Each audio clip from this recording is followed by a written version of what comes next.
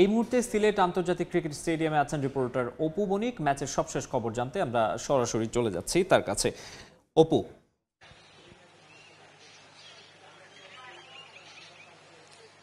দেখুন, ৮৪ রানের ২ উইকেট বাংলাদেশের পতন।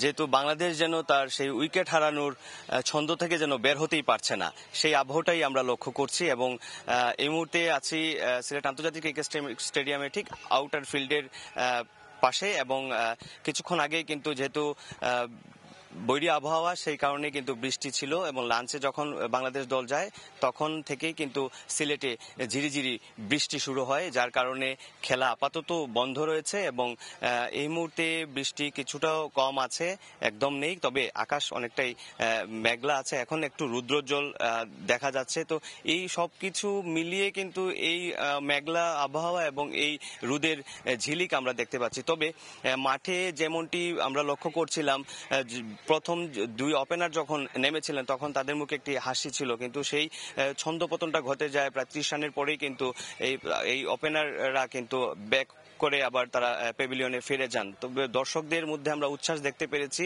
ভবিষ্যতের যে গুলো রয়েছে, যেগুলো লস করে আসছে, সেগুলো কিন্তু কাভার করার চেষ্টা করছে, যেহেতু হোম গ্রাউন্ডে আমাদের জয়ের পরিমাণটাও কিন্তু আগের তুলনায় অনেকটাই বেশি রয়েছে। এবং প্লেয়ারদেরকেও কিন্তু আমরা উজ্জীবিত দেখেছি, যদিও এখন খেলা বন্ধ রয়েছে বৃষ্টির কারণে। আরেকটা জিনিস বলতে চাই, যেহেতু আলো স্বল্পতা রয়েছে, আলো স্বল্পতার কারণে কিন্তু প্রথম কয়েক ওভার পরেই কিন্তু ফ্লাড লাইট জ্বালানো হয় এবং এখন অবধি পর্যন্ত কিন্তু ফ্লাড লাইট গুলো কিন্তু জ্বলেই রয়েছে।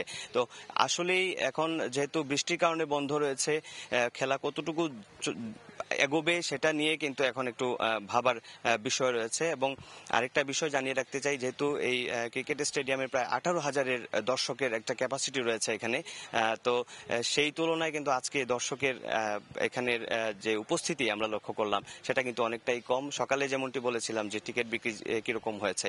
তো সিলেটে আন্তর্জাতিক স্টেডিয়ামের যেহেতু বাংলাদেশ দল আজকে প্রথম ইনিংসে খেলছে, তো সেই ক্ষেত্রে যেহেতু জিম্বাবুয়ের দলকে কিন্তু তারা ছোট করে দেখছে না। গতকাল ক্যাপ্টেন কিন্তু তাদের কাছ থেকে আমরা যেটা জানতে পেরেছি। তো সিলেট আন্তর্জাতিক ক্রিকেট স্টেডিয়াম থেকে এই ছিল আমার কাছে প্রথম ইনিংসের লাঞ্চের একদম সর্বশেষ তথ্য।